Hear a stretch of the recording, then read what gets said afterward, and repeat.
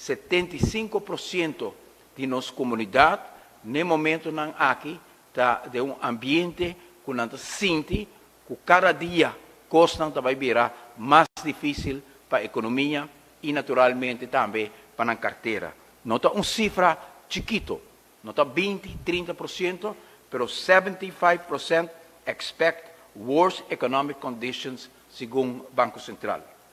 E de duas cifras que o Banco Central está alarmado sobre a hora que a economia está recuperar, que o turismo está deixando e que tem cupo de trabalho, mas esse não, que eu entrevistar do Banco Central, 55% expect finding a new job to be more difficult.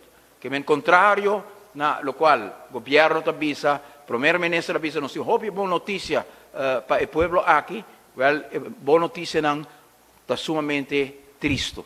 75% expect worse economic conditions, 55% expect finding a new job to be difficult.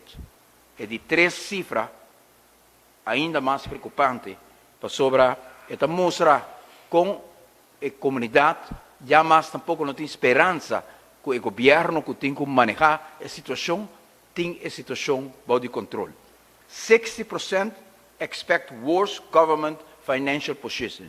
Que mean 75% da mira que houve preocupação e condição econômica do país Aruba, 55%, uma grande maioria de nossa comunidade, avisa que há trabalho na mira como mais difícil que antes, e 60% avisa que a condição financeira do governo, segundo Nanta Sinti, unicamente lo empeorará no período nos dilante. 46% expect worse household finances. Metade de Aruba tem inquietude que não finanças na casa lo vai atrás, segundo a cifra aqui do Banco Central. Minha mãe de prensa, com cidadão não. Um país caminha com a comunidade praticamente de uma depressão nacional. Uma depressão para sobre na carteira da muçulmana que a placa não chega mais.